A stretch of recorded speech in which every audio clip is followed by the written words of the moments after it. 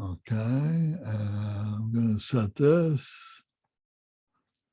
Okay, so we begin our prayers on page 1 of our 101 prayer book. So please mute your microphones, but please recite out loud and with devotion and enthusiasm. All mothers, sentient beings, especially those enemies who hate me, obstructors who harm me, and those who create obstacles on my path to liberation and omniscience. May they experience happiness, be separated from suffering, and swiftly I will establish them in the state of unsurpassed, perfect, complete, and precious Buddhahood. All mothers, sentient beings, especially those enemies who hate me, obstructors who harm me, and those who create obstacles on my path to liberation and omniscience. May they experience happiness, be separated from suffering, and swiftly I will establish them in the state of unsurpassed, perfect, complete, and precious Buddhahood.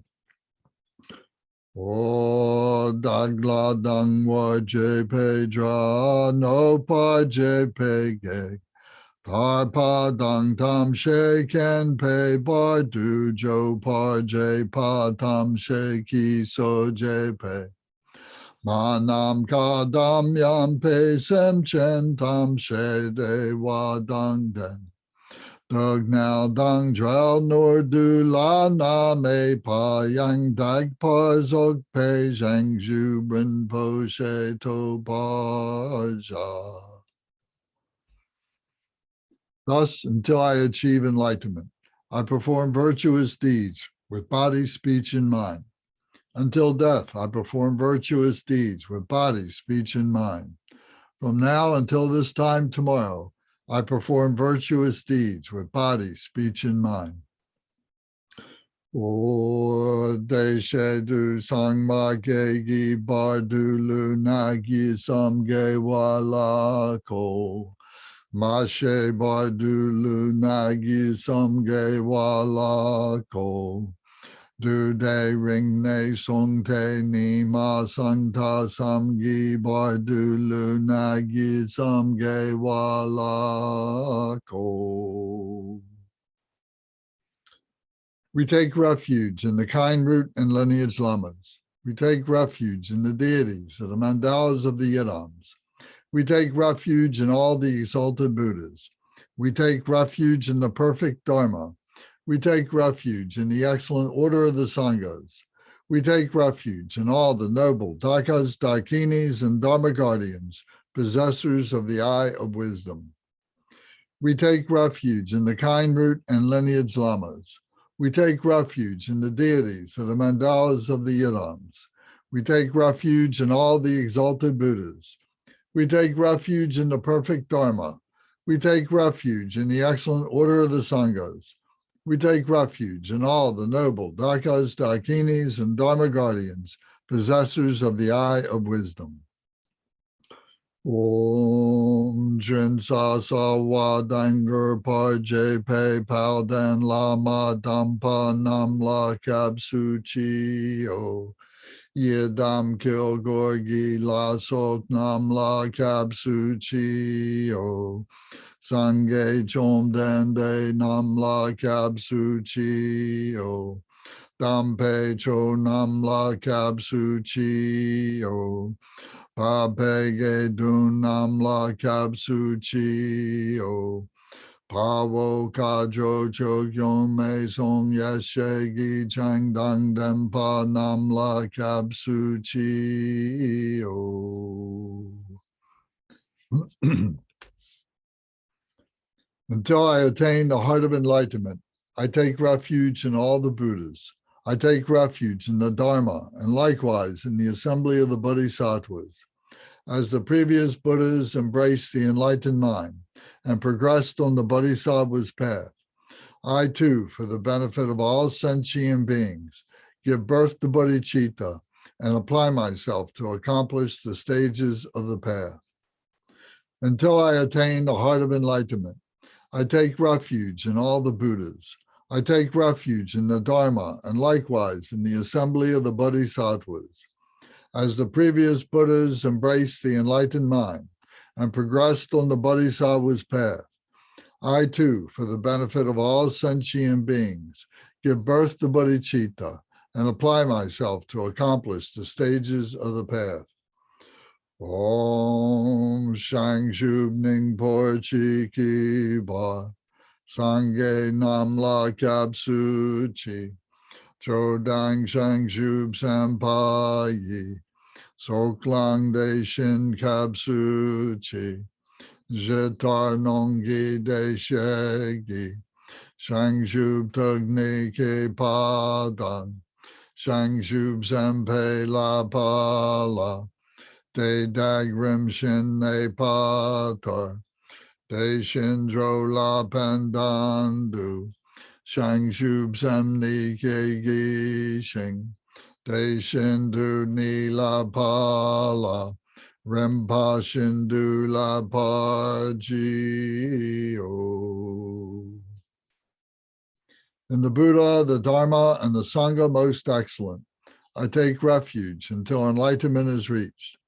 By the merit of generosity and other good deeds, may I attain Buddhahood for the sake of all sentient beings. In the Buddha, the Dharma, and the Sangha most excellent, I take refuge until enlightenment is reached. By the merit of generosity and other good deeds, may I attain Buddhahood for the sake of all sentient beings. Om Sangye Chodang Soki Cho Nam La Shang Shu Bardu Dagni Kapsu Chi Dagi Jin Soki Pe So Nam Gi Cho La Pen Shir Sangye Ju Par Sho.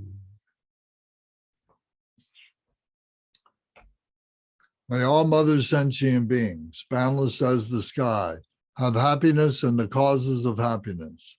May they be liberated from suffering and the causes of suffering. May they never be separated from the happiness that is free from sorrow. May they rest in equanimity, free from attachment and aversion.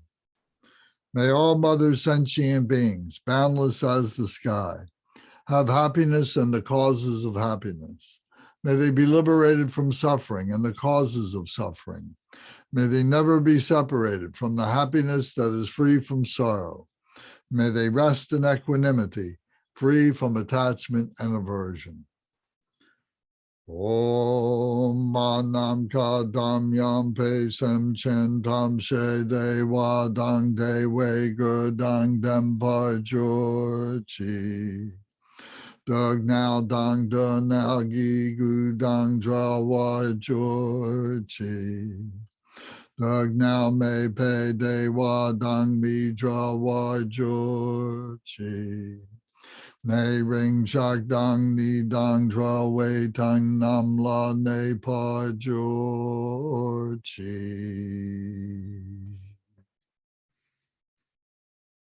Very good. Thank you. Thank you, everybody, for joining us tonight. Does anybody have any questions or comments about anything, something that you might like to talk about? Yes, Ryan. Oh, we can't hear you. Oh, your microphone muted. There you go. How's that? Is that better? Yeah. So I'm reading a book by Pabanka Rinpoche. It's very interesting. I'd like to share it with you at some point. But there's a discussion about the field of merit. Is there a field of merit specifically for the Drekonkagu lineage? And if so, where can I find it? The field of merit? Well, I mean, the merit is what we are, building all around ourselves. That's within ourselves and so on. So that is the result of the accumulation of our prayers, our practices, our recitations, and the dedications that we make for other beings. That the merit comes from those dedications, and everything that we do is for that. Are you referring to that there's a specific location or something like that? Right. Is there a display of all the enlightened beings? Like, is it Thomas, or you have another name that you go by? Excuse me? Is it you go by Thomas? Yes, Thomas is fine. What is the tanka behind you on to the left of your Buddha Shakyamuni statue? What is that? Well, I have the lineage tree. Right, that's what I- Drekonkagu lineage tree.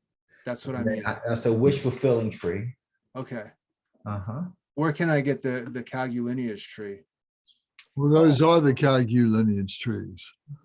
Those are the Drekonkagu lineage trees. So one is referred to as the lineage tree. The other one is referred to as the wish fulfilling tree. Okay. But they're both of the Kagu lineage, the Drekonkagu lineage, to be specific. So if you're saying that that's the field of merit, I haven't heard of it expressed quite that way. Mm-hmm. Okay. Where can I get those? I can make sure that you get those. That would be fantastic. Thank you. Yeah. Okay, that's my only question. You want them poster size or you want them letter size? Let me think on that. All right. Let me think on that. Okay. Thanks. You're welcome. All right, so we've gotten some nice response on Zoom. There's been a number of people who have been watching this on Zoom and watching other people, new people, and people who have been watching it to refresh their memories of the sessions that they attended and so on. Did somebody just put something in the chat? Was that? Oh, I guess Brendan left. Okay. All right. Oh, he said his connection is poor. Okay. All right. So anyway, we're doing this for the benefit of others, even if they're not with us tonight, but they are with us on the Zoom. So the Zoom has been very effective in being able to reach out to many people in different places and at different times. So that's been very practical. Very good. All right. So did you want to say something, Brendan? Just that my connection is much better. So thank you for All letting right, me back. all right, good. Okay. So last week we were talking about the 5 poisons and the 5 antidotes, and we mentioned the 5 wisdoms that went along with that. We're going to come back to the 5 wisdoms several times, but we needed to be able to put the 5 poisons and the 5 antidotes in a context about understanding where we are, what are we doing. And so in the Buddhism, we talk about it as that we are in this samsara. This word samsara, S-A-M-A-R-A, samsara, which means ocean of suffering in the Sanskrit language. So this samsara is really our existence. So it includes our world, it includes the celestial world that we see around us, and includes our bodies, includes everything that we are involved in, is this ocean of suffering. So there may not be, an immediate literal suffering where every moment is a suffering, but what it means is that everything can become suffering, that our lives, we're born, we get sick, we get old, and we die, and we go through these phases of our lives that there may be happiness, but those phases turn to some kind of pain and suffering.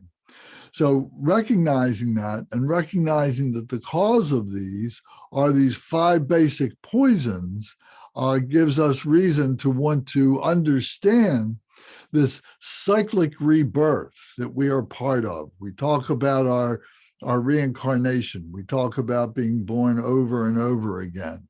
And so this cyclic rebirth is this continuum that we are experiencing things, and that what we are experiencing in this life is in many ways the result of past lives, past experiences that we have had.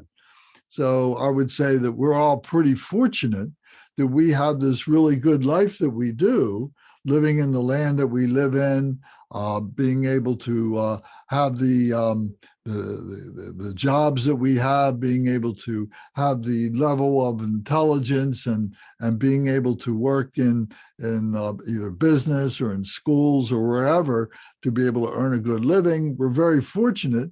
And we can compare that with other people in the rest of the world who may not be as fortunate as we are. So we can see that there are people who have more difficulty in their life than we do, but nevertheless, we are still subject to birth, old age, sickness, and death, regardless of where we're living and so on. But we do have these good fortunes as well.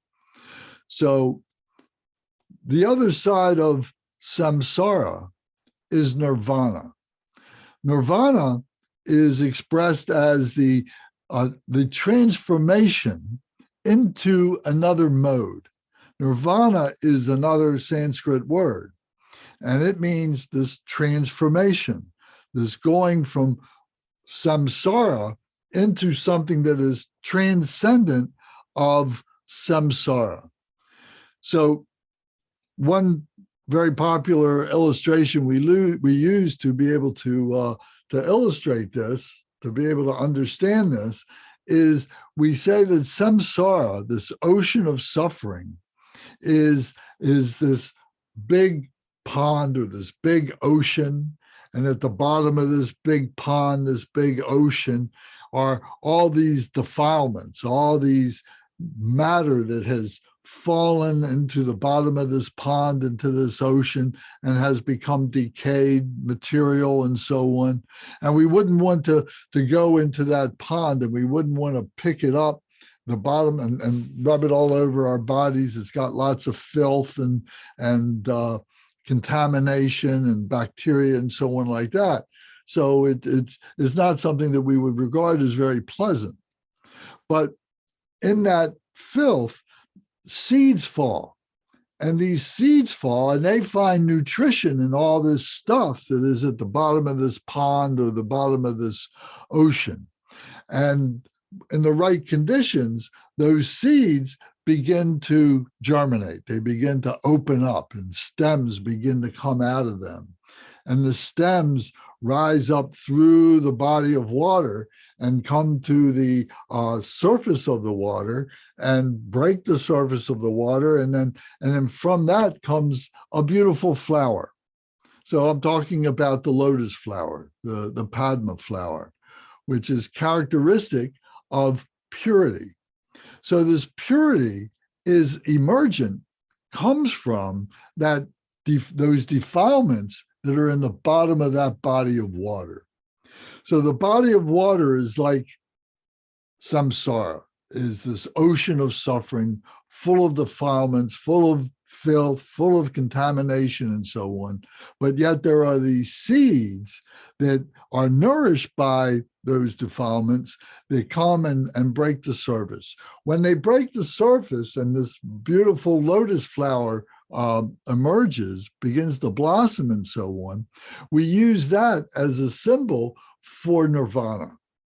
That nirvana now is above this ocean of suffering and now has this transcendence of those defilements.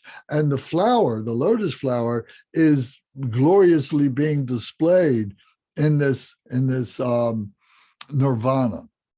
So we look at this as this is like our condition. This is like the human condition. This is the worldly condition. This is what we are part of. So this samsara and nirvana is like two sides of the same hand.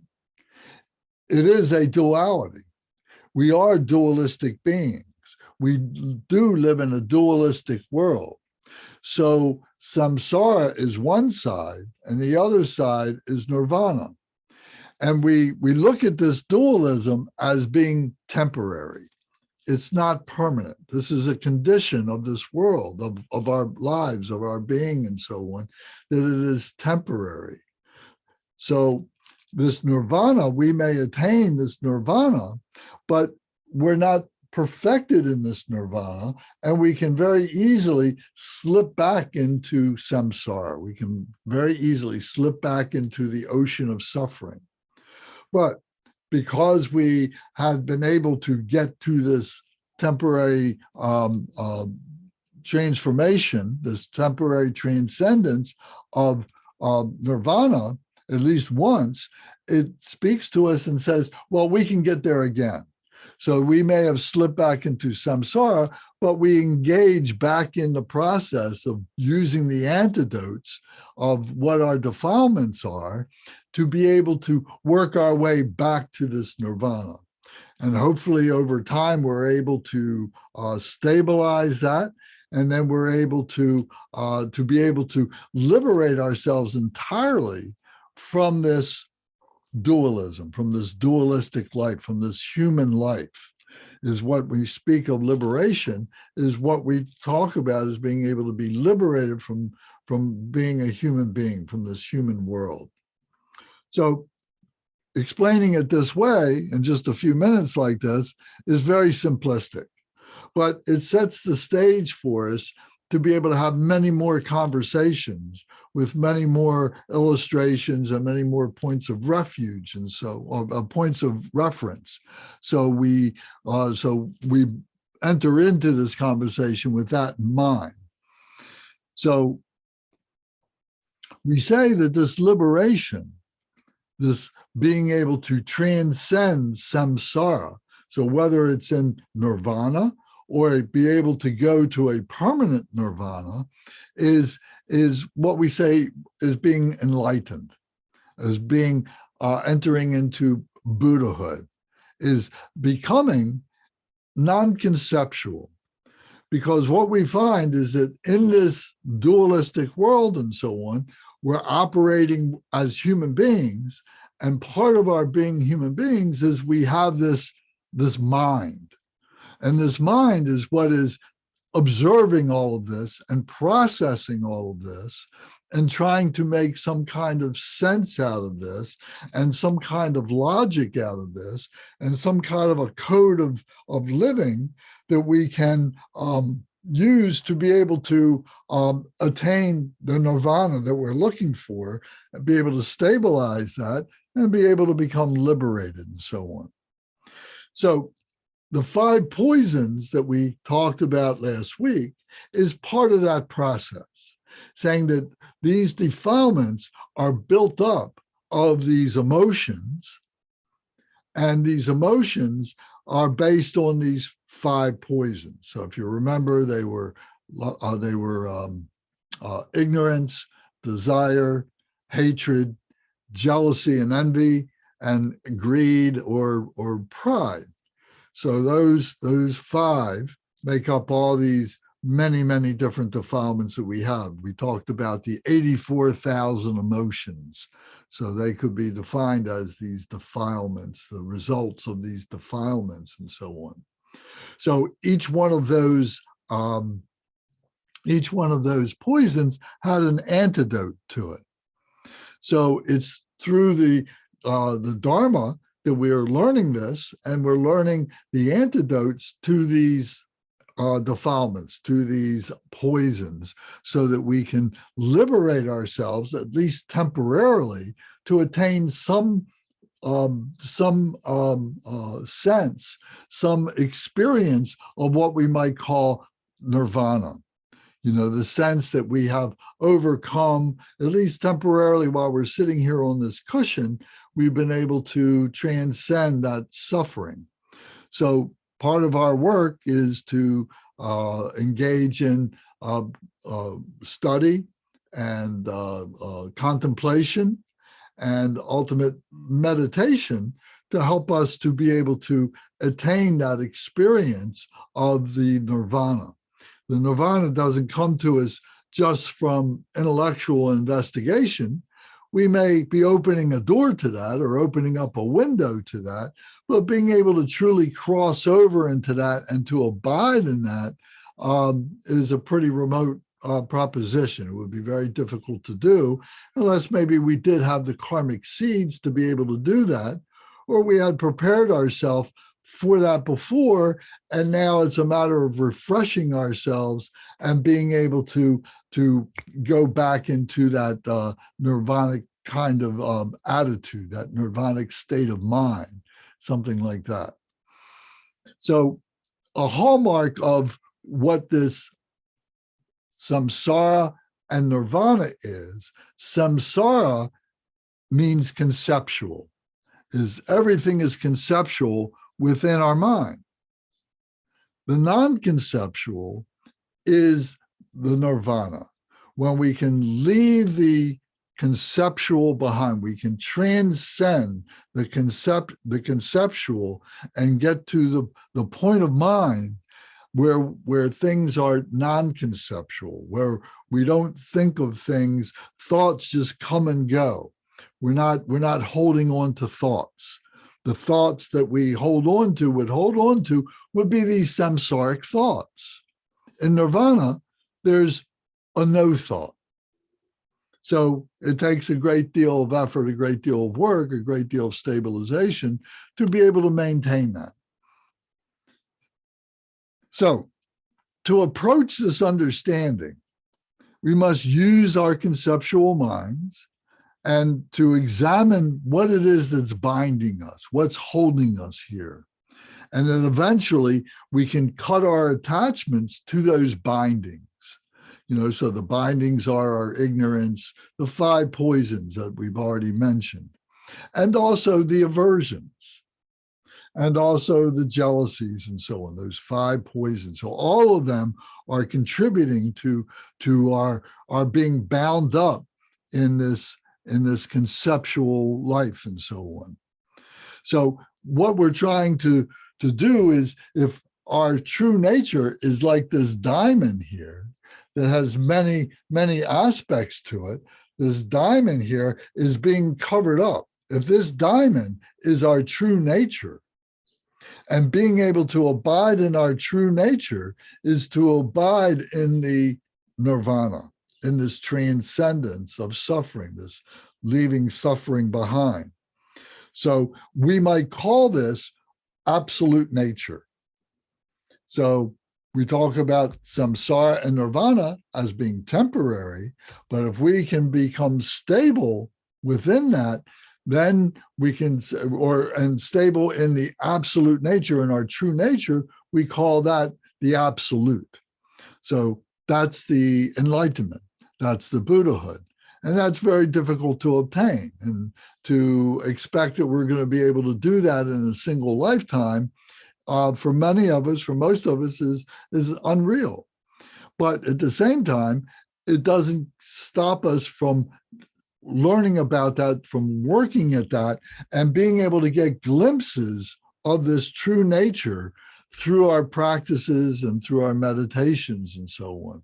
So it's kind of like we've got this all held up, but as we begin to reveal the causes of our sufferings, our emotions and so on, they begin to dissipate, they begin to loosen their grip on us, and we're able to get, symbolically light that comes shining through to be able to illuminate us as to what this nirvana is, what this true nature is. So it's a process, and it takes time, it takes lifetimes. For us to get to where we are now, it's taken us lifetimes to get here. We may not recognize it that way at this point, but the more that we investigate, the more that we use the system of Dharma, the more that we can be able to recognize that there has been this evolution of lifetimes that all human beings have been part of. So whether we can go back and we can look and say, well, this is what I was in 1852 or in 1630 or 5,000 years ago or something like that, and say, oh, that was my life as Lance or something like that, that's a little bit unrealistic. But to be able to understand that we are all part of this human continuum that does have those kinds of that past and everything, that we can have empathy, we can understand what it was to be a human being at those periods of time and so on. So we can then do that in this world. We can look at beings that are halfway around the world or next door to us, anywhere else, and we can empathize with those beings too and say, we share all these different things, these different defilements. We share all these different happinesses. We share these life experiences and so on. So in this way, we see that we're all the same. And then to be able to project that then into the future and say, well, that life as a human being will be a lot like that. Now, how human beings are going to evolve, particularly with all this new technology, is certainly questionable and something that we could talk about. But from our point of view right now, we can see that what we are doing is developing the seeds for our future life. If we are doing good things now, we will have a good future life. If we do bad things now, difficult things now, and negative things, that in a future life, we will have difficult life experiences. So whether it's a year from now, tomorrow, next month, or another lifetime, the point is still the same. It's still the future. So we can see that there is this past, there is this present, and there is this future, but we come to realize that it all really is just all one time. In the absolute, in the point of view of the absolute, it's that time becomes meaningless, and it just becomes all one time because there is this thread of this continuity that goes through all of our lives. So we'll continue that conversation many times too. So in order to help us to understand the context of how these defilements and how we live now becomes something that we need to investigate. So before we go there, does anybody have any questions or comments about any of the things that I was just talking about? Invoke any kinds of thoughts in your minds that were unclear or something that was a little strange or different to you that you want to discuss? Can you hear me? Yes. Yes. So I think I happen to feel that I agree with you when you say it takes it's going to take lifetimes to get to our goal. Like I feel that in my heart. Like I've got a lot of work to do. But what do you have to say about those teachers who say, well, no, you can do it in one life. It's the quick path, the Vajrayana. So what is the balance between saying, yes, it's going to take lifetimes, and then saying it's not going to take, if you work hard at it, you can attain it in a number of years? Well, I think it bears everything that we talk about. It bears critical thinking. Looking at this in realistic terms, being able to look at the multiplicity of things that we have to consider, things that we are putting together in, our investigations here, and realizing that there's a lot of interdependence. There's a lot of stuff happening here. And yes, we're in a really good place to be able to begin this process. But we have a long way to go in being able to purify ourselves, to be able to stabilize ourselves from falling backwards into these defilements. So common sense tells us I may want to be enlightened. I may want to be Buddha. I may want to be a Bodhisattva. I may want to be a Christ. I might want to be God. I might want to be any great being that you can think of. But at the same time, what's the realistic, opportunity for us to really be that and to be able to sustain that and to be able to look at that truthfully? If we don't look at it truthfully, then I think we're fooling ourselves. We're deluding ourselves to think that, oh yes, I don't get mad. Oh, I don't have jealous thoughts. Oh, I don't have desirous thoughts and so on like that.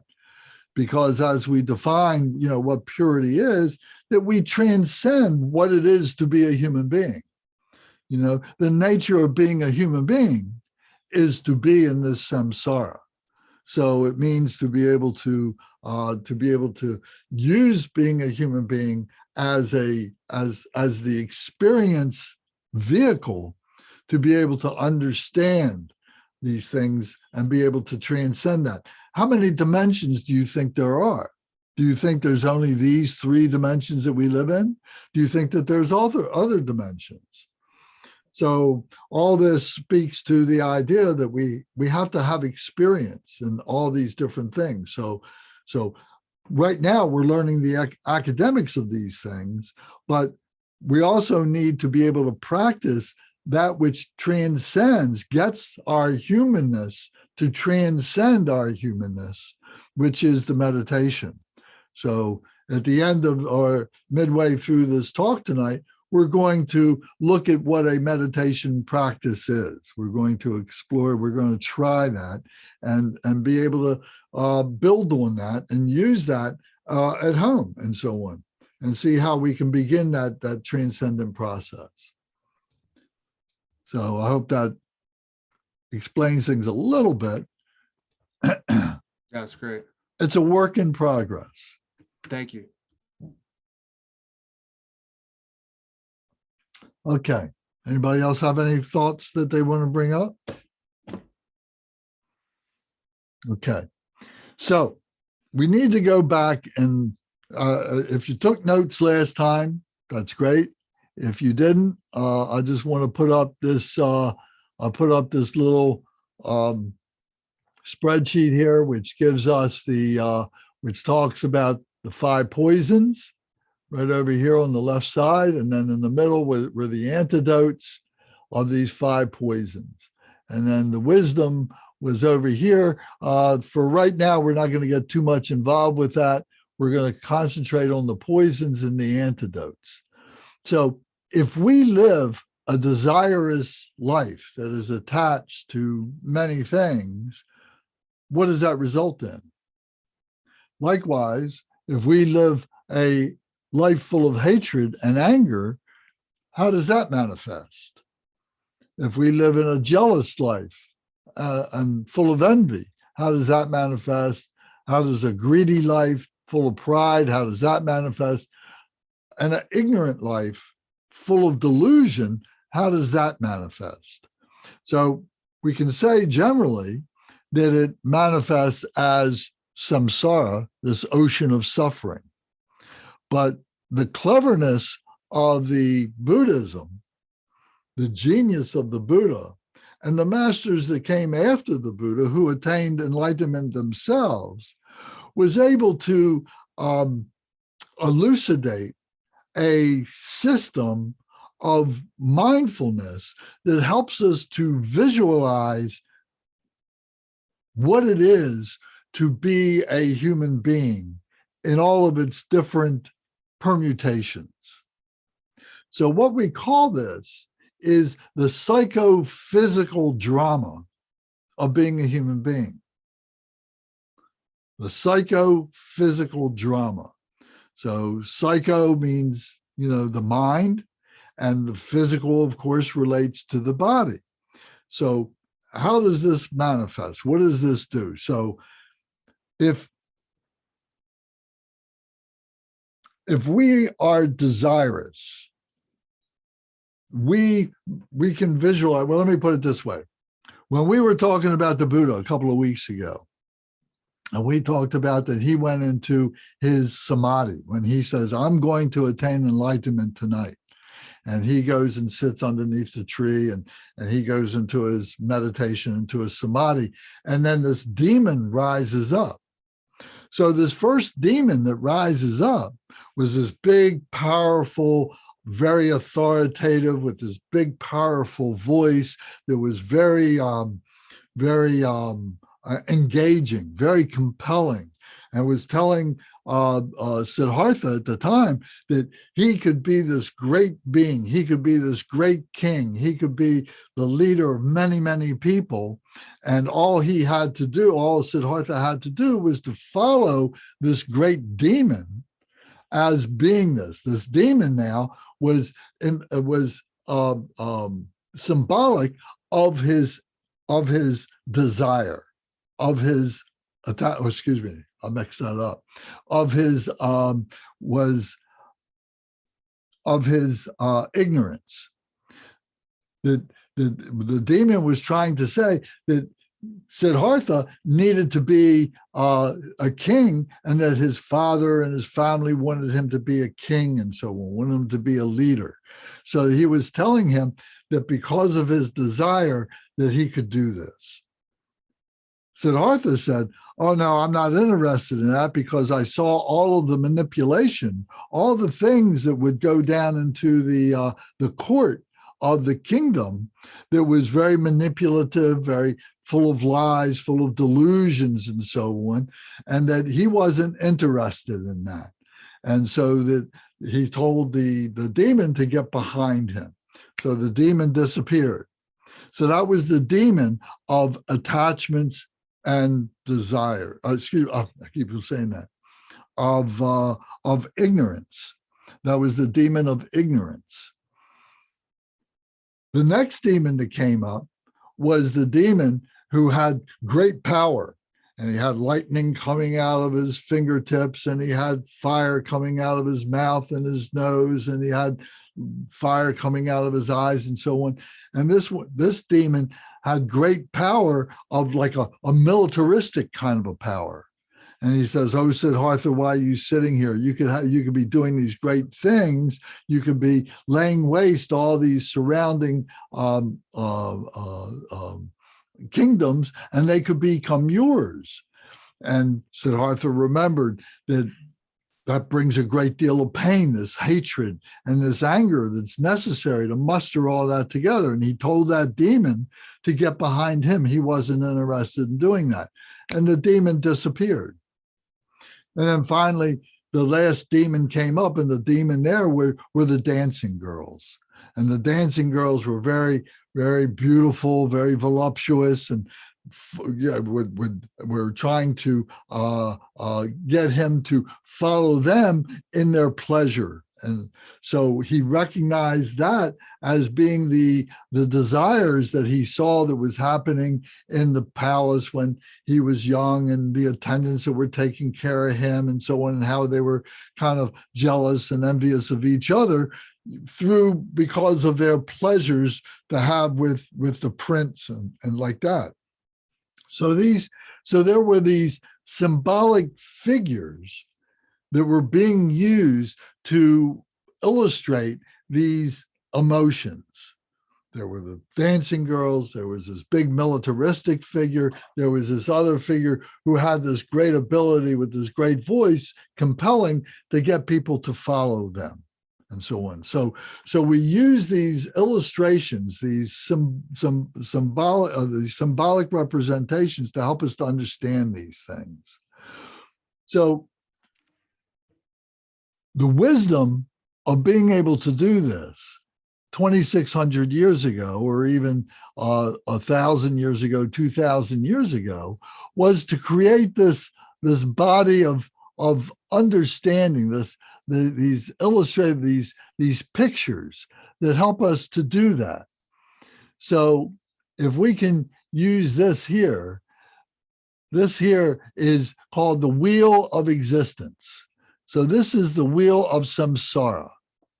And in this wheel of samsara is the psychophysical drama being illustrated for human beings to be able to understand who they are and where they are and how they got there based on the poisons.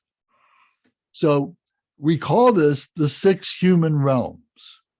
So the 6 human realms begin up here. We call this the realm of the gods. So these are the human gods. These human gods who are very, very pleasurable. They're full of pleasure. They are absorbed in their own self-pleasure. They have no sense of compassion for other beings. They have great wisdom, but they're absorbed with their pleasures. And we say that because of that, that they are very prideful. So that pride that we talk about as a defilement is being portrayed, is being symbolized by this human God realm. Then this realm over here, this realm is called the realm of the demigods, the human demigods, or the titans. These beings are very, very militaristic. They are very, they have great voices. They can be militaristic, but they also can be great manipulators of people's attention and so on. And they are referred to many times as titans, and they are in conflict with each other and with themselves.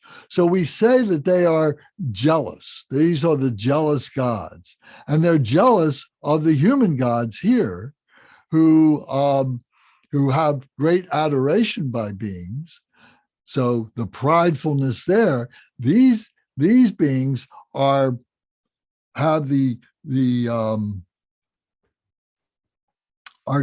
controlled by their, excuse me a second.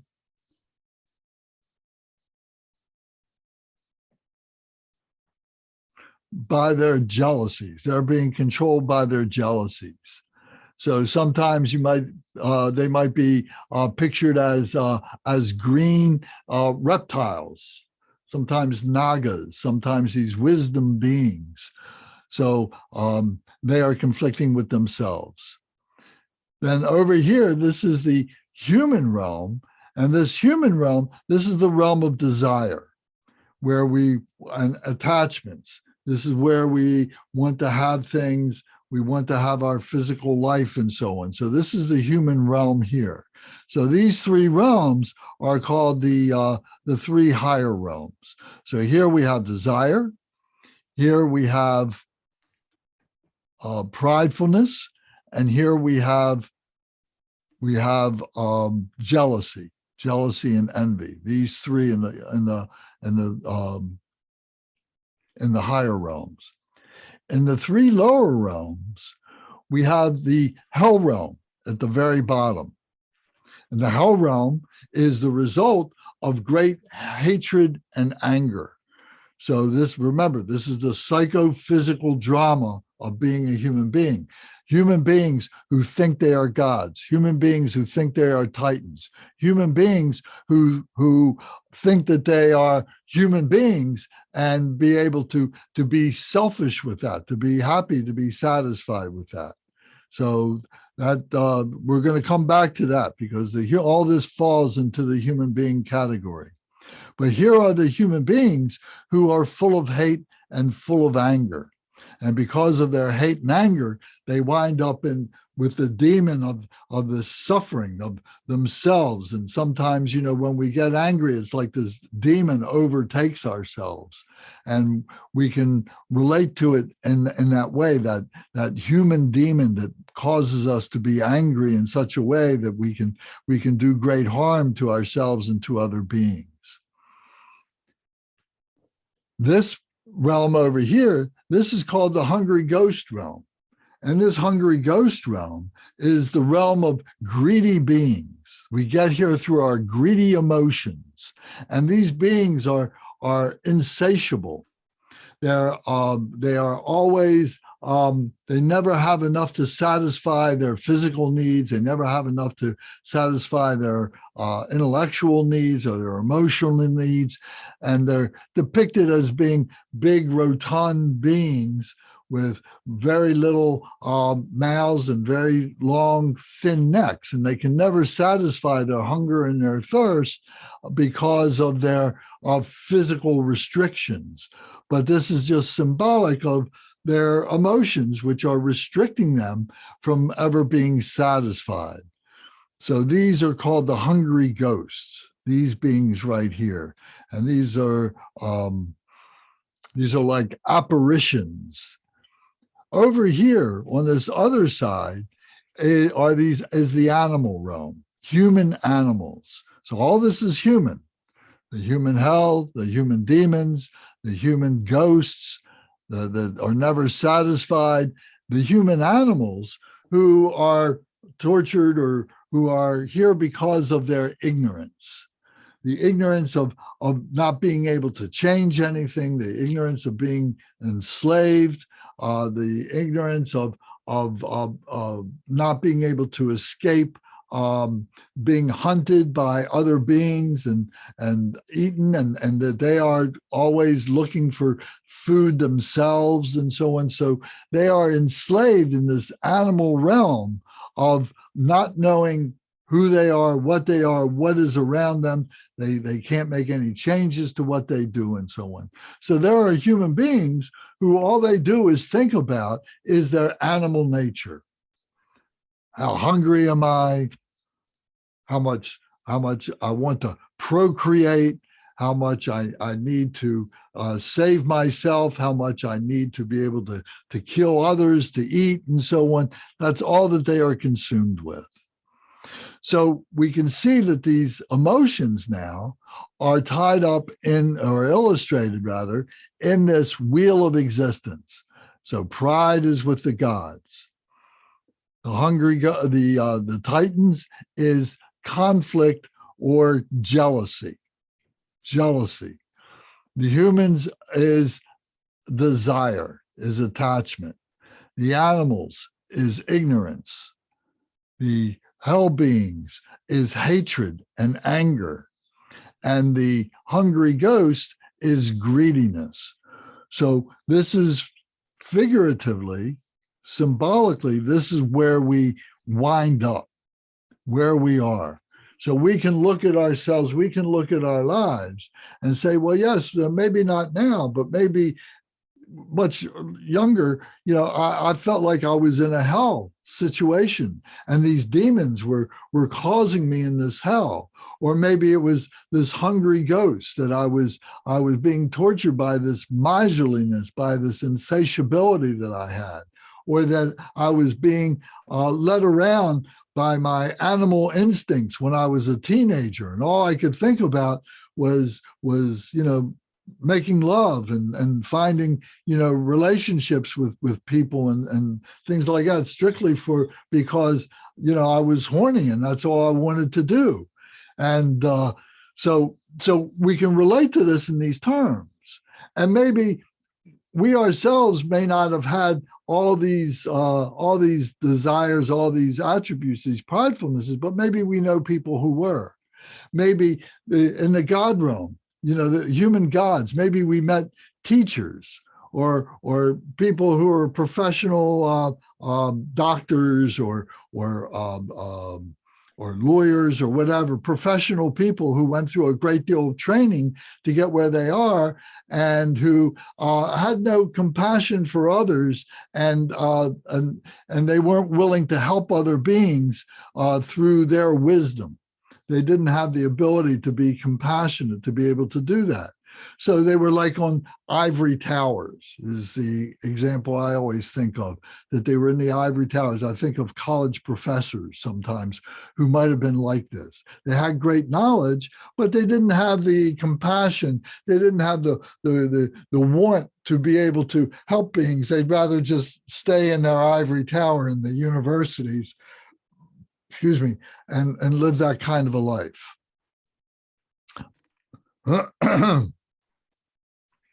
So the hungry ghosts were those who were suffering from greediness, and they had possessions, they had things, but they didn't want to share them. They were insatiable. They always wanted more. So this psychophysical drama. The thing about being a human being, because all this is happening about being a human being, and the one difference that in the human realm is illustrated is the ability to change. In the human God realm, there's no ability to change.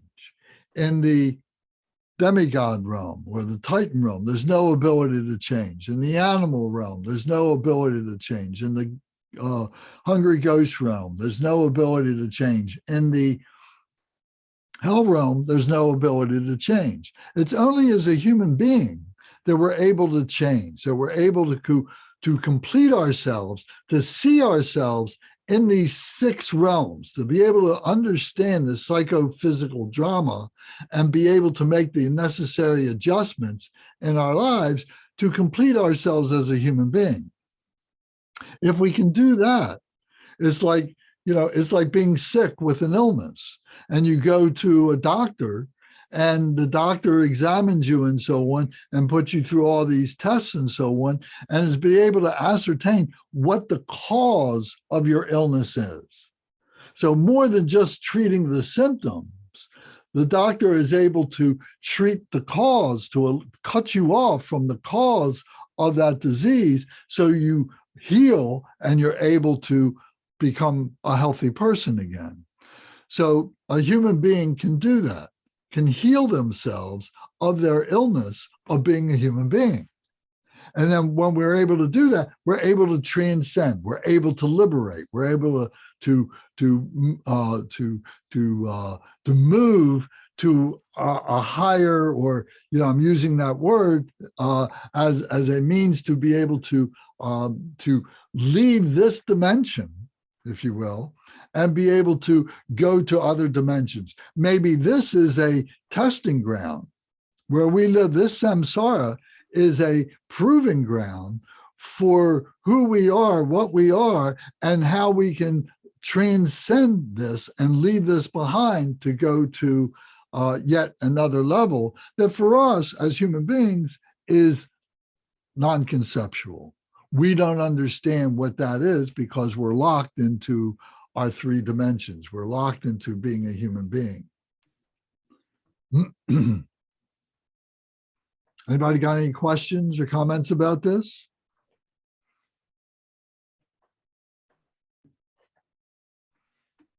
Yeah, Lance, I had a question. Sometimes I find myself, I guess, enjoying the pleasures of samsara way too much. It's not that hard to fall into that realm, and the everyday life of, the home, the house, the comfort. And if something happens, you go, oh, it's just life. It's just, it's something that happens, but, I guess it's difficult to recognize that as confusion or delusion, and when you try to speak to somebody about those things, they just don't want to hear it, they're like, oh, you've been drinking a Kool-Aid, you're on a different planet, So yeah, it's just, it seems like it takes a long time, life after life, to open our eyes, to really realize these things, and, how grateful we should be to, even start that path, it's just, but it's like you said, it's easy to fall back, it's really easy to fall back into that pattern of being sucked back into samsara. So what do you use? What is your technique for being able to move yourself beyond that falling back? Well, I try to see the true nature of things, meaning that everything is temporary. Just the simple things as the four measurables, that this life is temporary. So has the Buddhism helped you to articulate that? Oh, of course. Oh, certainly. And that's what I'm so grateful about, to have this karmic connection with it, to realize that, that this life just didn't come at this, the point where I am didn't just come from this life. And many, many, many, many, many lives have been done to get to this point. So I just, like I said, it's just not to blame it. Don't feel, so hard on, I tell myself, don't feel so bad about, falling back a little bit, but just recognize it and try to move forward, because it's really hard, it's really easy to beat yourself up, you know. So that's just the point I wanted to make. Okay. Thank you. Yes, Ryan.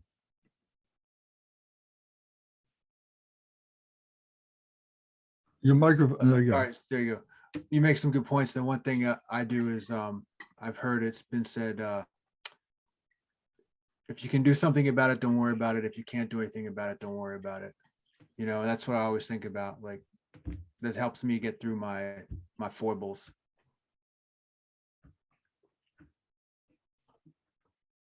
Say that again. Was it if it's something I can do, don't worry about it? Is that what you said? If I can do something about it, why worry about it? If I can't do anything about it, why worry about it?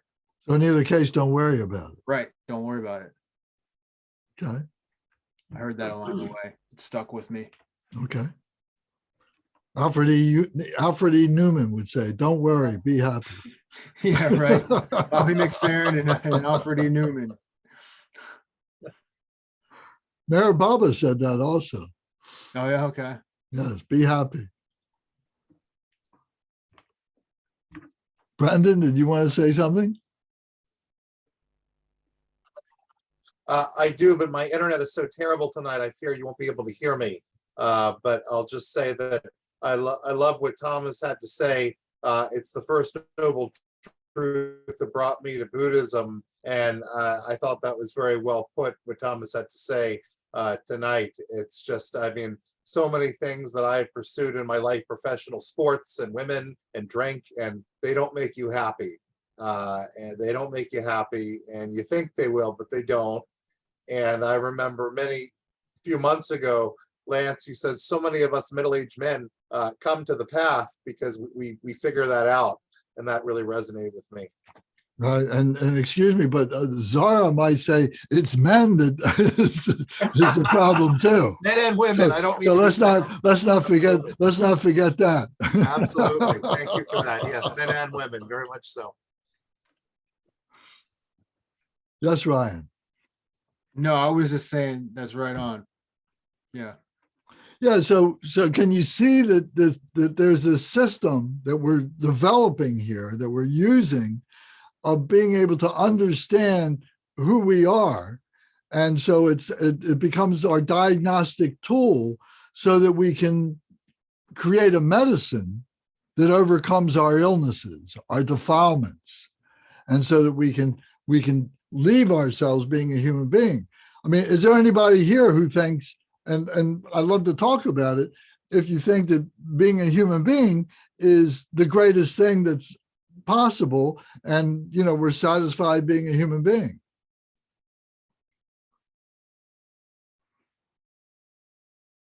Okay.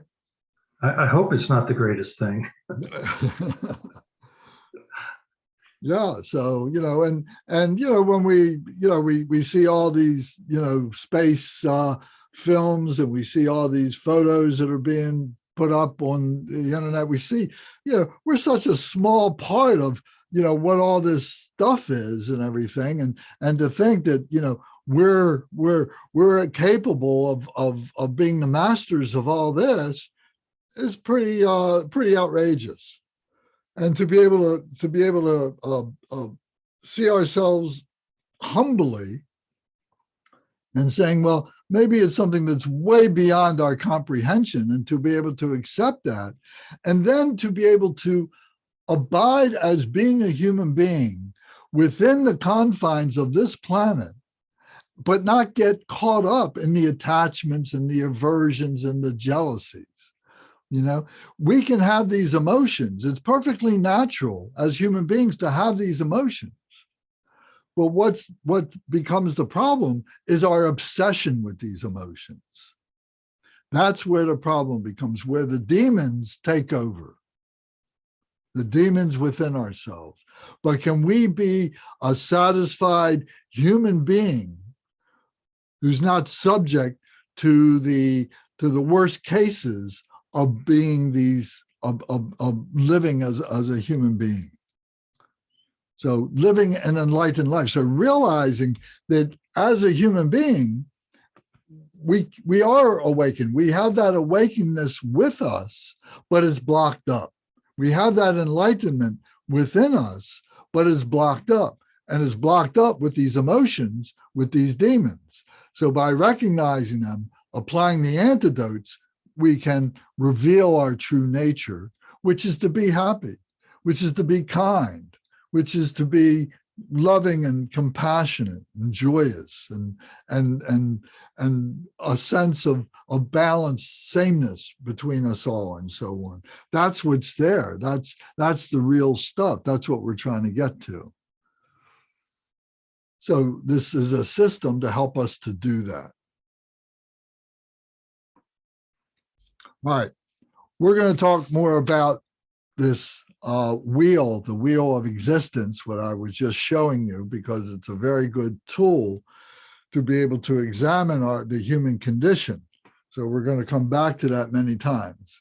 But now I would like to go into a meditation posture, a meditation teaching. Many of you may already know this, and maybe some of you do not, and there will be great benefit for us all to be able to practice this together. And this is a profound meditation. This is called watching the breath. And this actually is the very meditation technique that Buddha Shakyamuni, Siddhartha Gautama, used when he attained enlightenment, when he sat underneath the tree and went into those samadhis. This was the technique that he used. I mean, this is an ancient technique, a technique that he may have learned when he was in the forest with the gurus, if you remember that part of the story, and is very, very, very easy to do, very practical, but it does require practice over and over and over again. So it's not something you do once and expect an immediate result. It's something that we use as a means to be able to deepen our contemplation, our meditation. The meditation comes from the contemplation.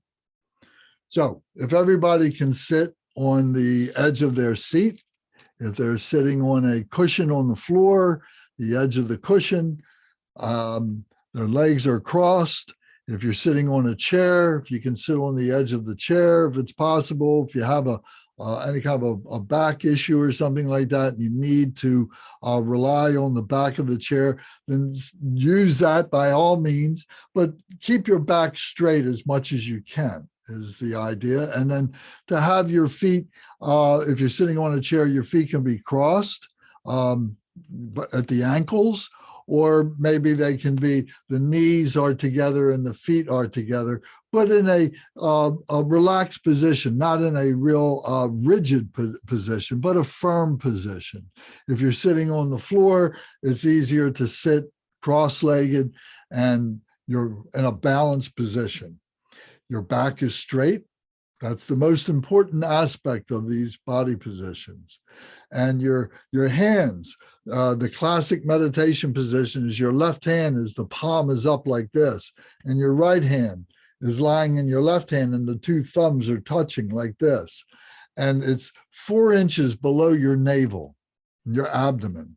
And if you pull your shoulders back, your shoulders are relaxed. They're not up like this. They're not tense, but you pull them back, it pulls your arms and your hands right into your navel, right into that abdomen. So it becomes a very natural position.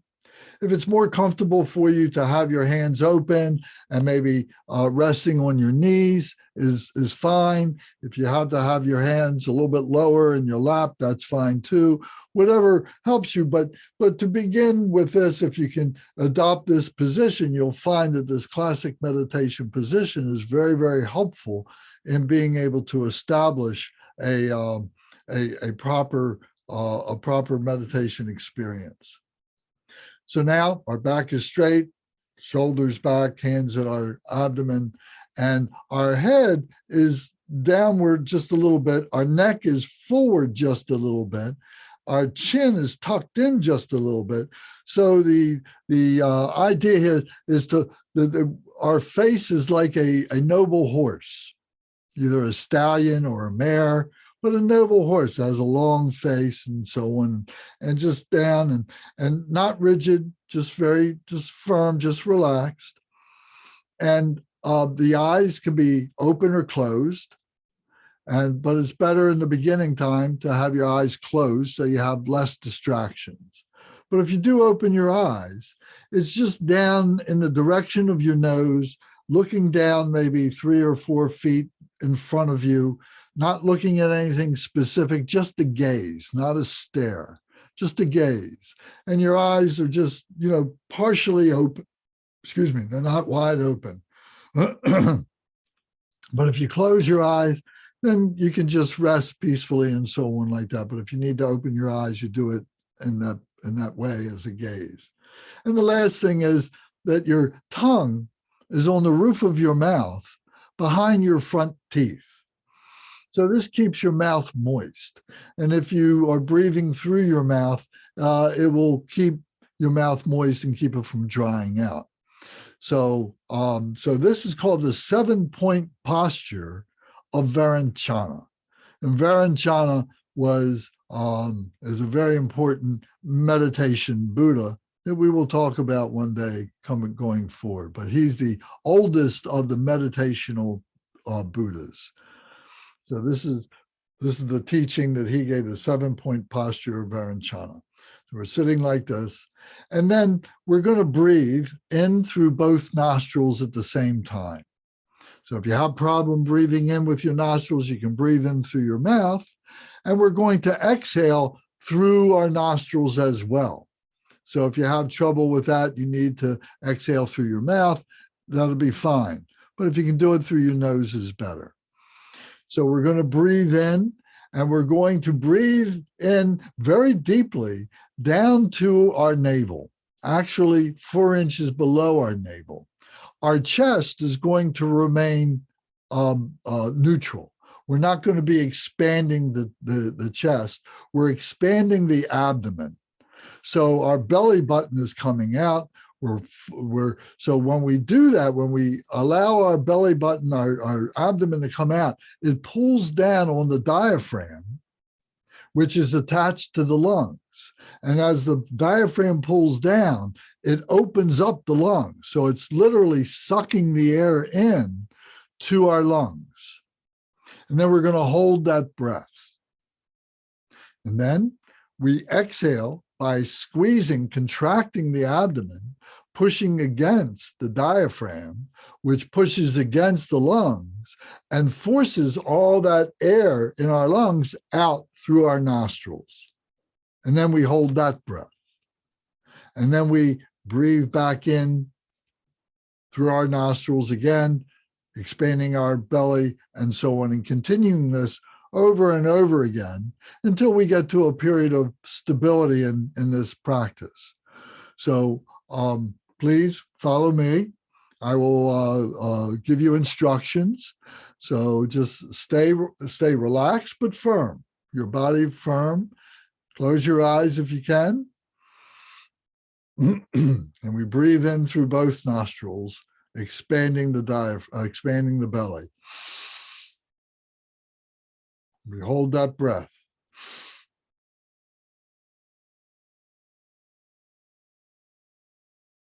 Keep your body relaxed.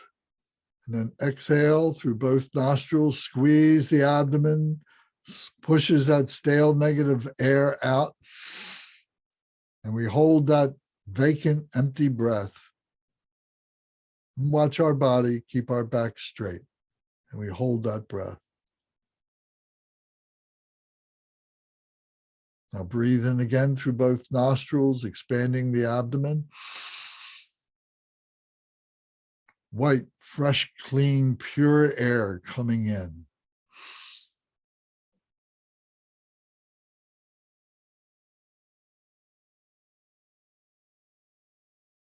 Exhale, stale, negative, dark air out. Squeeze the abdomen.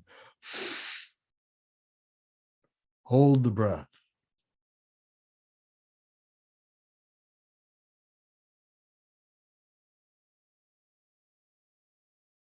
Breathe in again, fresh, clean, pure air. You can visualize clear air. You can visualize white air, but very pure, very clear.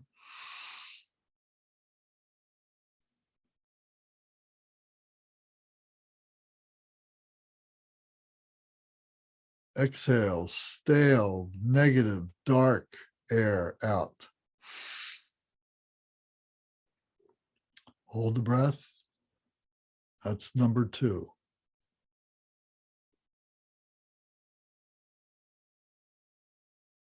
Breathe in.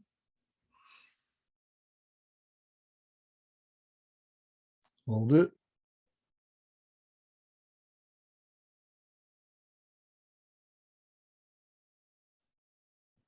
Exhale. Hold it. 3.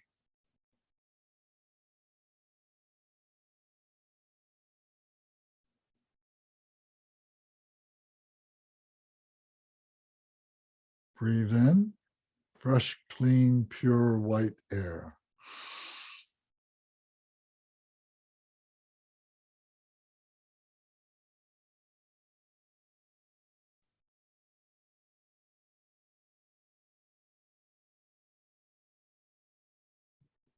Exhale, stale, negative, dark air.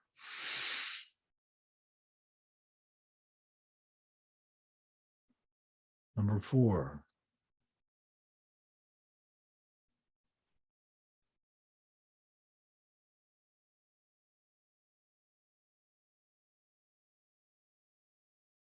Breathe in. Expand the belly. Hold the breath with pure air in our body.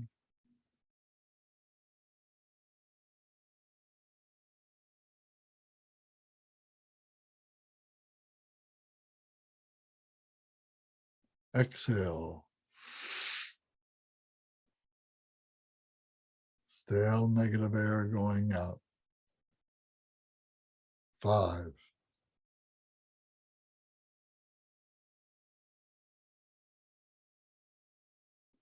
Breathe in.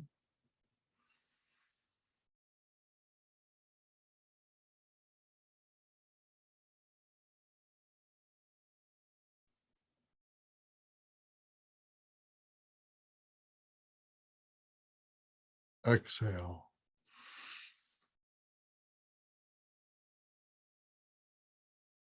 6.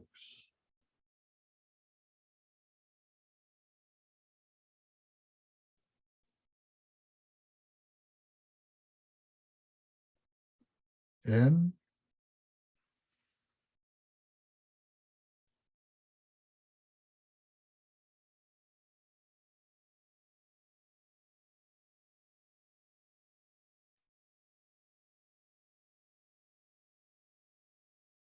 Out.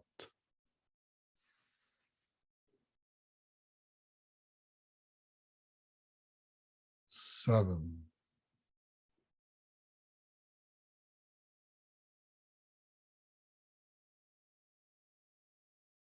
Breathe in. When your mind wanders, just visualize the breath, the white air coming in, being held. Exhale. The dark, stale air being emptied, and our lungs having no air in them. 8.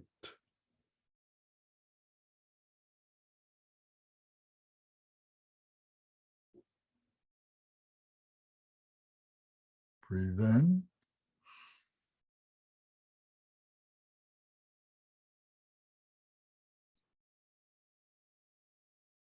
Feel your belly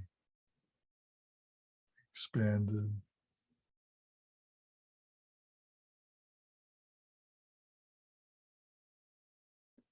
Out. Feel your belly contracted. 9.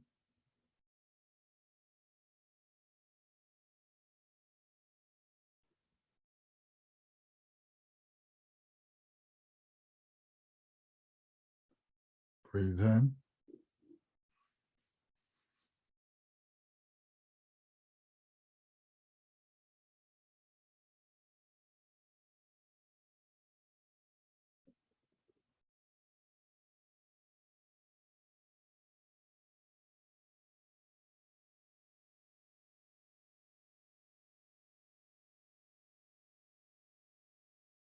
Out. 10.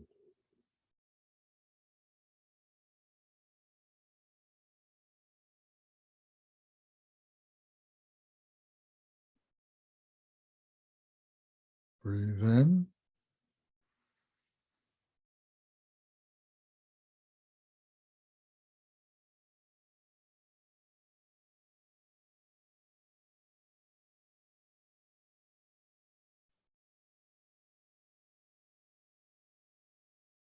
Out.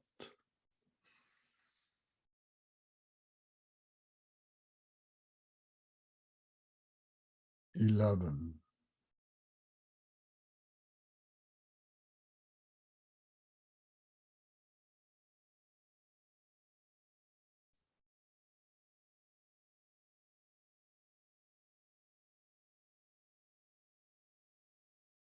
In.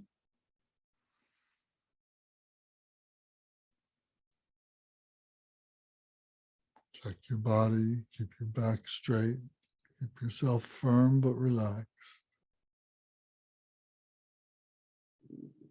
Out.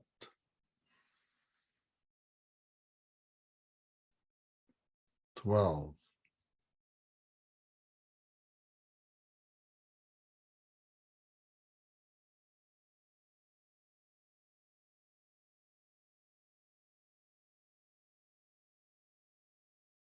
In.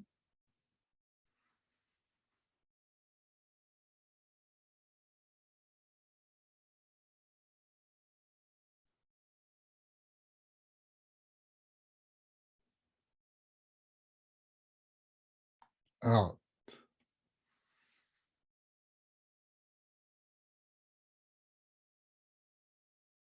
13.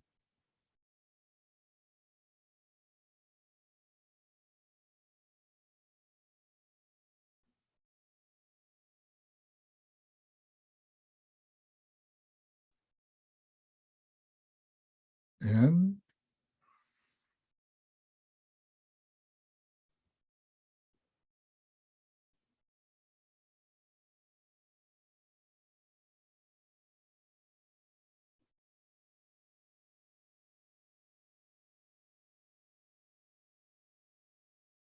Out.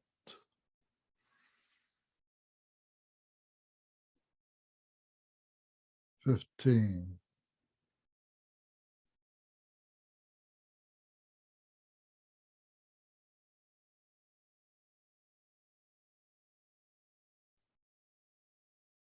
In.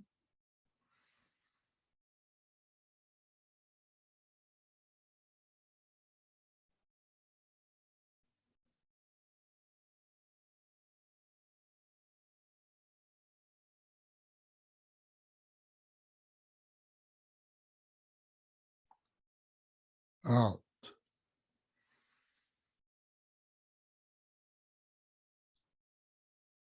16.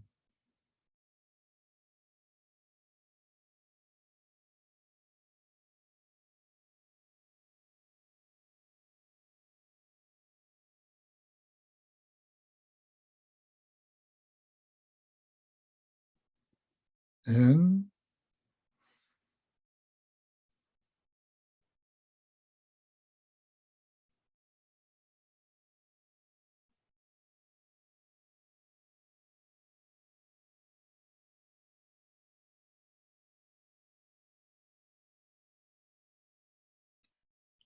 Out.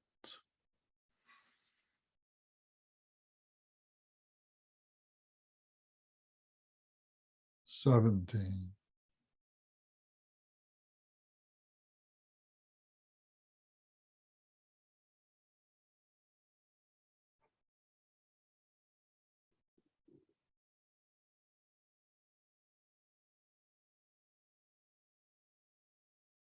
In.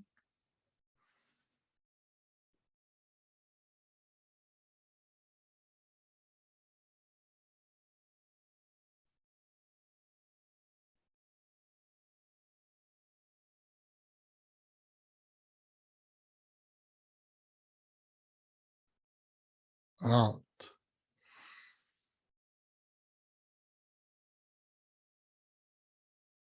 18.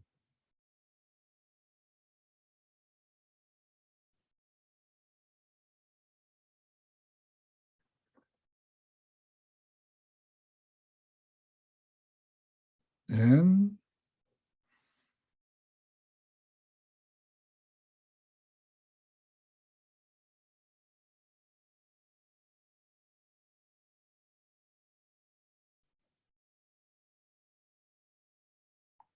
Out.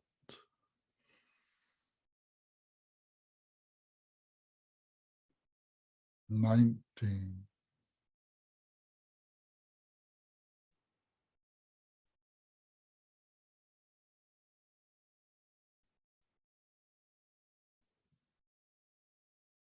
In.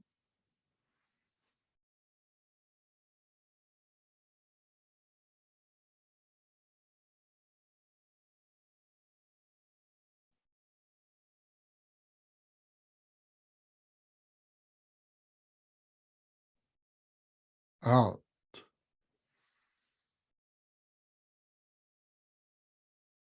20.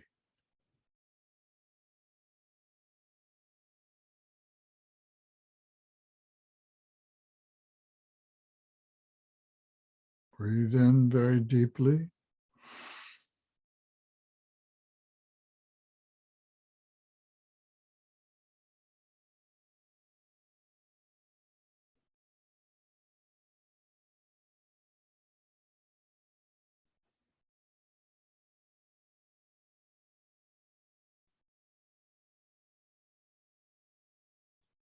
Exhale very completely.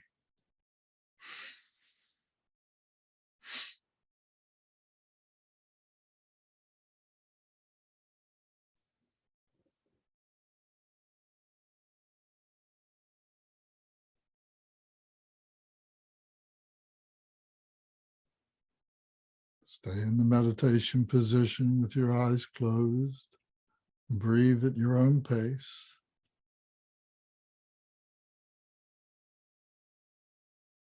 Your mind wanders. Just bring it back to watching the breath, counting to yourself as many times as necessary. Breathing in deeply, exhaling deeply.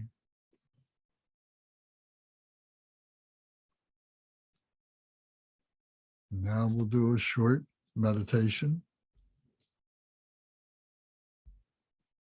It's 5 minutes.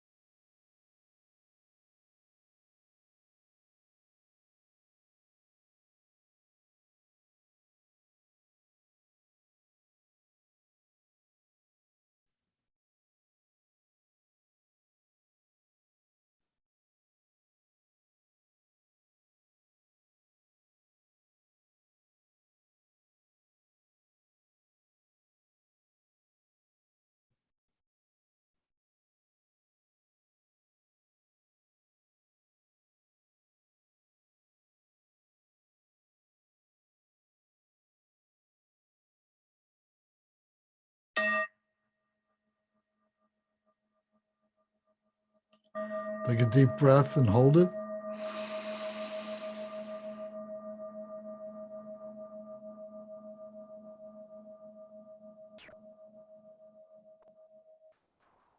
Exhale.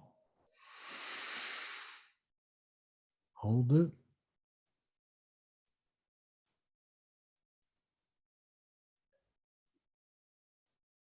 Take a deep breath and raise your arms up over your head. Bring your hands together over your head and look up between your hands at the ceiling and stretch your arms, stretch your back, stretch your neck. Hold the breath.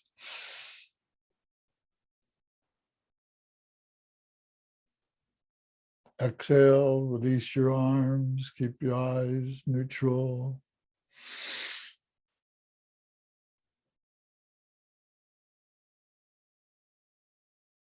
Breathe in again, both nostrils, raise your arms up over your head. Look up between your hands and stretch.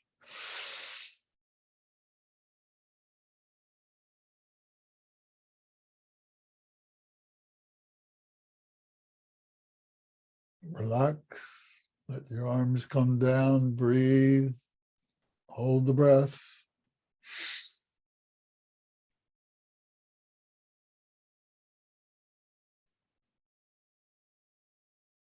One last time, inhale, bring your arms up over your head, look between your hands and hold the breath.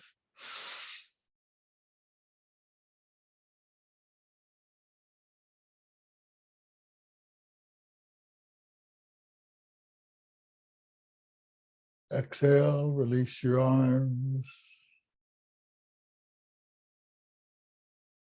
Breathe natural, open your eyes.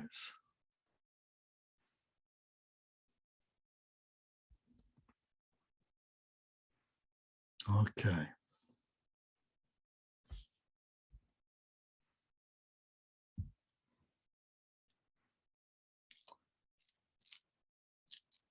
Is that a good meditation exercise?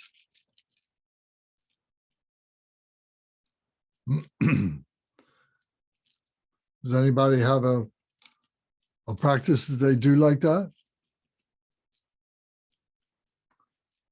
You can do that every day. You know, if you can schedule time with yourself, first thing in the morning, midday, in the evening time, whatever suits you, as many times as you want. But to do that breathing exercise as part of your daily practice is very, very powerful, will lead to many things.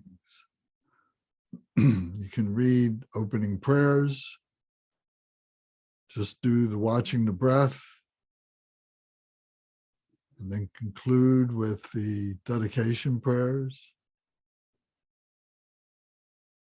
It's very effective. If you want to go over your notes of our conversations, review them as part of your practice, then you can do the opening prayers, and then you can review your notes, and then at the end do the watching the breath, and then the conclusion.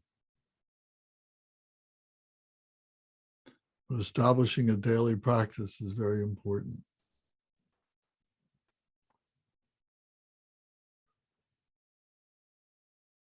When your mind wanders, you let yourself just do your exercise, you do the breathing, you count to 20. It's important to do it the way that we just did it in the beginning.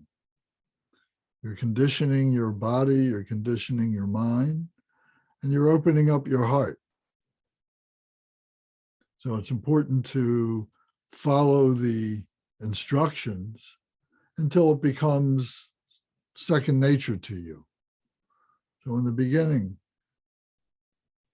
recite it just like I did and count the number of times 20 times. If you want to count more, you can, but don't count less. At least do 20. And then if you have a meditation and your mind wanders, you just bring it back to doing 5 or 6 more of the breathing cycles to bring your mind back to your meditation.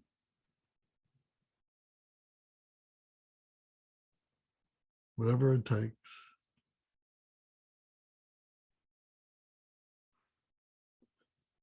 Okay. Anybody have any comments or questions about that?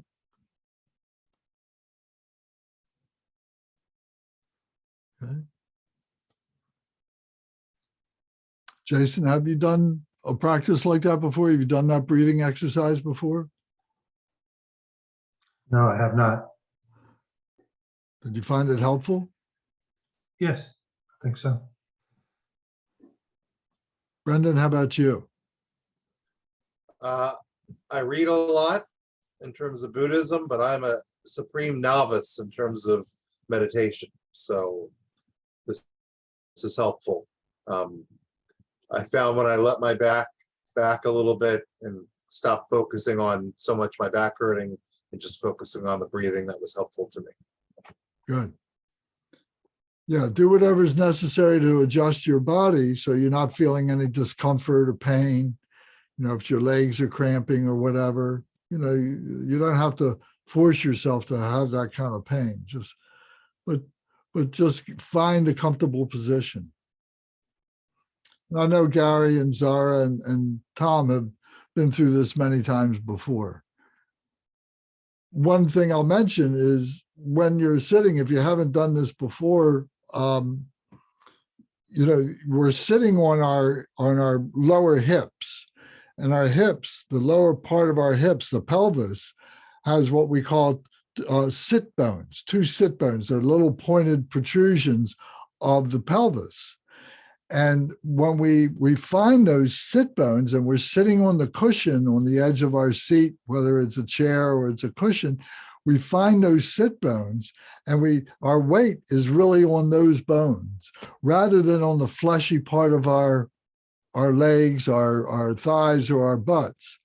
When we put the pressure on our fleshy parts, that's what causes our legs to go to sleep or causes us to have cramps or something. So it's important to find those sit bones and carries the weight.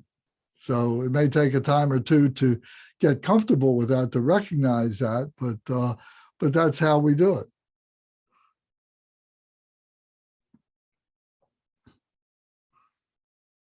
Okay. So any other questions, comments about this? Okay. All right. Well, then if there's nothing else, then I'm going to recite the dedication prayers. And this time we'll go through them and I'll give a little bit of an explanation of the dedication prayers. So we have the experience of that. So we're on page 18 and 19, 20, 21, 22 in our 101 prayer book. So if you can follow along. So this first part on page 18 is the lineage dedication. So our lineage, the lineage masters are stated here: Dorje Chang, Talopa, Naropa, Marpa, Milarepa, Dormalor Gampopa, Pagmadrupa, and Lord Drekonkagu. So these masters are the Kagyu masters, who was a teacher to a disciple, who then became a teacher to the next disciple, who then became a teacher to the next disciple, and so on. So this Kagyu lineage is very, very old, and our particular lineage is the Drekonkagu lineage that goes back over 800 years now. So Lord Drekonkagu is the Drekonkagu. The Drekong is a village in Tibet where Lord Jigden Sumgun built his monastery. So he's called the Drekonpa. The Pa of Drekong means the person, the man of Drekong is where that name comes from. So Lord Drekonpa. So he is the head of our particular lineage, the founder of our lineage, the Drekonkagu. So the Kagyu has many, many different lineages that came from that.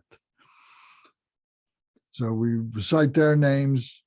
Dorje Chang, so recite with me, please.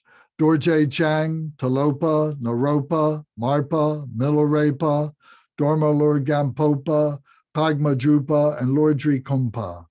Please bestow upon us the most auspicious blessings of all the Kagyu Lamas. By this virtue, may I achieve the all-knowing state, and may all who travel on the waves of birth, old age, sickness, and death cross the ocean of samsara by defeating all enemies, confusion, the cause of suffering. So then this next stanza is the bodhicitta prayer. Bodhicitta, the excellent and precious mind. Where it is unborn, may it arise. Where it is born, may it not decline, but ever increase higher and higher. So bodhicitta, the four vast, immeasurable qualities of bodhicitta is loving kindness, compassion, joy, and equanimity. And these four qualities are shared by all the enlightened ones. No matter whether they're Buddhist, whether they're Hindu, whether they're Christian, whether they're Jewish, whether they're Islamic, whether they're Taoist, bodhicitta may have many, many different names in all those different traditions. But those four qualities are always expressed in the essence of the teachings of those particular traditions. So in our case, we call it bodhicitta, the holy enlightened mind. So we'll recite that again in English. Bodhicitta, the excellent and precious mind. Where it is unborn, may it arise. Where it is born, may it not decline, but ever increase higher and higher. And the next is a homage to our lamas. We say, I pray that the lama may have good health. I pray that the lama may have long life. I pray that your Dharma activities spread far and wide. I pray that I may not be separated from you. So no matter where our teachers are, our hearts are together. Our hearts are with them. And we as a Sangha, as brothers and sisters of the Sangha, our hearts are together with the Lama. So no matter where we are, we're all together. And the next stanza is, as Manjushri, the warrior, realized the ultimate state, and as did Samantabhadra, I will follow in their path and fully dedicate all the merit for all sentient beings. So Manjushri is one of the 8 great bodhisattvas, meditational deities. And he is the youthful deity of wisdom.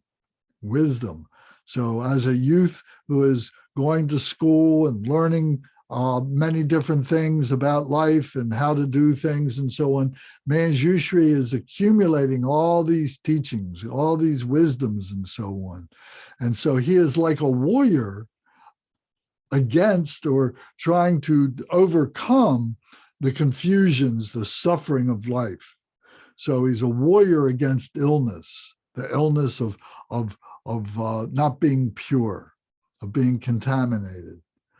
And as did Samantabhadra, Samantabhadra was the first of the bodhisattvas, is the oldest of the bodhisattvas. And Samantabhadra is the bodhisattva of devotion. So we need to develop the devotion for the practices, for the Dharma. So with the devotion and with the accumulation of the wisdom, you see, we want to follow in their path and dedicate all the merit that we accumulate for all sentient beings. So we recite that stanza again. As Manjushri, the warrior, realized the ultimate state, which is enlightenment, and as did Samantabhadra, I will follow in their path and fully dedicate all the merit for all sentient beings. The next stanza is, by the blessing of the Buddha who attained the 3 kayas, by the blessing of the truth of the unchanging Dharma as such, by the blessing of the indivisible Sangha order, may the merit I share bear fruit. So these are the 3 kayas. The 3 kayas are the bodies of the Buddha. The first is the body of the mind. And the mind, the big mind, is in the heart center. And the second one is the body of the Dharma, which is the speech, the intellectualization of this Dharma, these teachings that the Buddha devised for our benefit, the system that we're practicing. And then the last one is by the blessing of the indivisible Sangha order, which is visualized at the forehead, is the community of people. Us, the men and the women, the brothers and the sisters of the Sangha, and including the meditational deities, the great bodhisattvas who are pure, who we recognize within ourselves to guide ourselves along the path to enlightenment, to become Buddhas ourselves. So by the merit I share, bear fruit. May the merit I share bear fruit. So accumulating this wisdom, accumulating this skillful means, accumulating this method and so on, that we share this. And may the sharing of this bear fruit with other beings and in our lives too. So we recite this again together. By the blessings of the Buddhas who attained the three kayas, by the blessing of the truth of the unchanging Dharma as such, by the blessing of the indivisible Sangha order, may the merit I share bear fruit. Next, we turn the page and come to what's called the Korma Prayer, which is a prayer of dedication. So here we recite, by the virtues collected in the three times, by myself and all beings in Samsara and Nirvana, and the innate word of virtue, may I and all sentient beings quickly attain unsurpassed, perfect, complete, and precious enlightenment. So the virtues collected in the three times, so the virtues are all these goodness, all these wholesome deeds, these wholesome thoughts that we are developing and stabilizing within ourselves, and that are overcoming unwholesome thoughts and non-virtues. We're bringing all this onto the path, and we're doing this in the three times. The three times are the past, the present, and the future. By the virtues collected in the three times, by myself and all beings in samsara. So all beings in samsara. So all the beings who have ever lived, all, whether they're animals, whether they're human beings, whether they're fish, whether they're insects, all these beings, whatever good deeds that they have done in samsara and nirvana. Samsara being the ocean of suffering that we talked about in the beginning of our session tonight, and nirvana that we talked about was the transcendence of that, being able to liberate from the suffering of samsara. And the innate word of virtue. The innate word of virtue is our true nature, our Buddha nature that we all have within ourselves. It's this indestructible diamond, this indestructible jewel that we have within ourselves that has been covered up. And now we're beginning to loosen the blockages of that, and the shards of light of that true nature is coming through.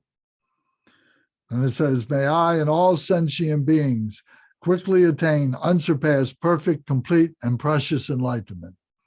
So that's pretty self-explanatory. Then the next stanza is, may the teachings of the great Drekonkagu Ratnashri. So the great Drekonkagu, I said before, Drekong is the name of the village where the monastery was founded by Lord Jigden Sumgun. He is the throne holder. So he's called the great Drekonkagu, is what that means. So, and Ratnashri, Ratna means jewel, and Shri means the noble jewel, the noble jewel. So it's an honorific title that comes, in their language, those kinds of adjectives come at the end of the sentence, come after the nouns. So the great Drekonkagu Ratnashri, referring to Lord Jigden Sumgun, who is omniscient. Omniscient is two words. Omni means all, and psi means science or to know. Omniscience, all knowing. To become omniscient is to be all knowing. The awakened one is all knowing. Lord of the Dharma. So Lord of the Dharma, we're learning the Dharma, we're being introduced to it now, and Lord Drekonkagu is Lord of the Dharma who has mastered it, who understands it in all directions everywhere, all the permutations of it. Master of interdependence. So what we are going through, this samsaric nirvanic life that we're going through, is interdependent of all things. It is a relative existence. It's interdependent of all things. Everything is compounded. So he is master of that. And that's what we endeavor to be ourselves. Master of this multiplicity, of this, all this compounded life that we have. May it continue and increase through study, practice, contemplation, and meditation until the end of samsara. So samsara is the ocean of suffering. So do we expect that we are going to end samsara for all beings? Or are we going to be able to end samsara for ourselves? It's not possible for us to be able to do it for all beings, but we can do it for ourselves. And that's what we talk about. And that's when the reference is, can we attain enlightenment in a single lifetime? Can we attain some nirvana? Can we attain enlightenment in a single lifetime? Well, we can do it in pieces. We can do it in percentages. We can do it in little bits and so on. And it is a process that is built up of all those little pieces. So we work at that. So that is what that means. So now we recite that, both of those stanzas together, please. By the virtues collected in the three times, by myself and all beings in samsara and nirvana, and by the innate word of virtue, may I and all sentient beings quickly attain unsurpassed, perfect, complete, precious enlightenment.